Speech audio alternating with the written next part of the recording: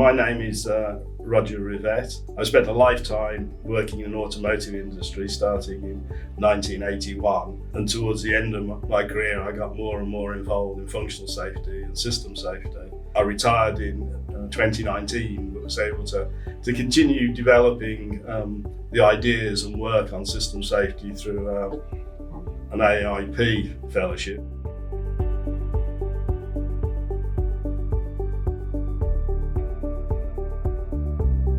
During my AAIP fellowship, I was working with Richard Hawkins, and I had these ideas about trying to capture more formally some of the information that we deal with. This is part of my sort of the thing that I'm pursuing, and I got the opportunity to create this report for the programme, which I describe as an ontology of the public road transport system. The idea being to try and capture more formally many of the aspects that get reasoned about, but are often people working with very informal definitions. And I feel we could do a lot better if we were a bit more formal in the use of language and the definition of terms.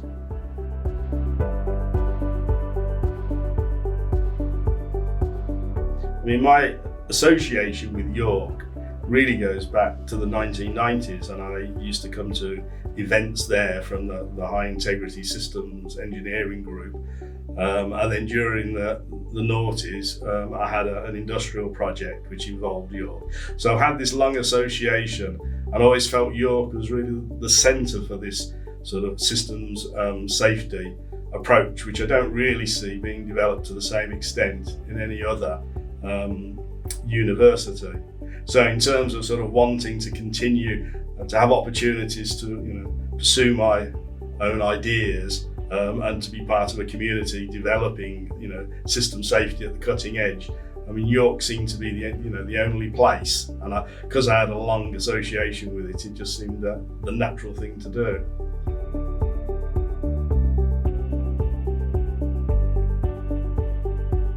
So I've been working on functional safety for quite a long time, and I was very involved in the ISO standardization international committee from 2005 up until about 2017.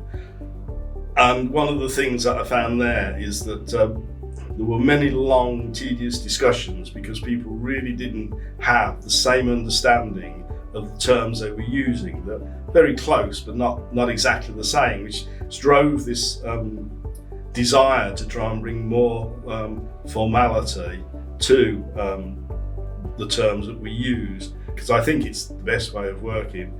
I'm trying to influence other people to adopt not necessarily my ideas, but the approach, and say bring more formality into the work that we're doing.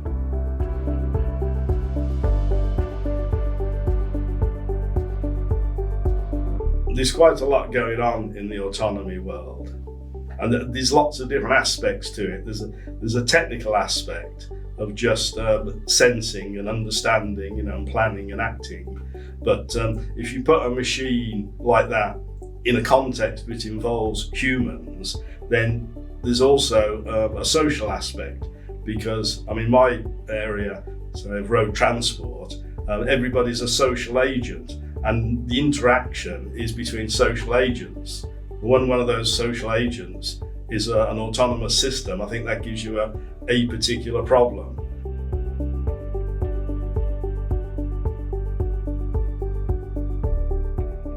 I've only just started, so it's early days yet, but I'm working with Simon Burton on his CfAA project. I think the role that I have there at the moment is to bring that practical industrial experience into a community which is perhaps has a more of an academic basis.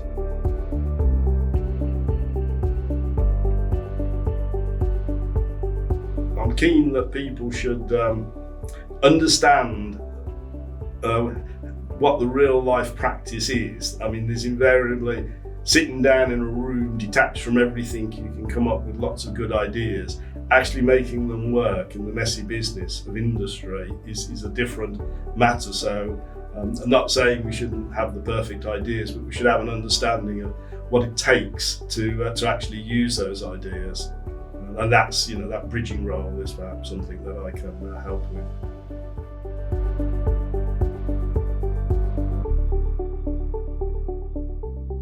I get the opportunity to work with people, at the leading edge of things, and especially as I'm no longer in full-time employment with an automotive company, where I was sort of saturated with information. It's an opportunity to keep in touch with what is going on.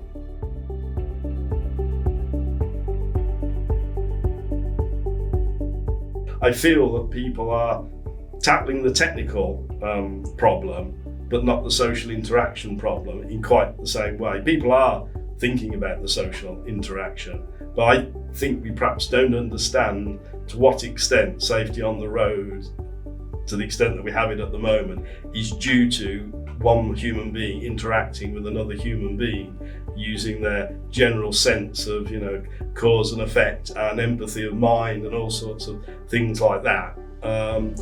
So I think the fact that while we were promised autonomous cars in like 2015, and we still don't really have them to the extent that was promised, shows how much of a bigger problem it is. I don't think it's so much as a technical problem as an integration of the technology into a very open social environment.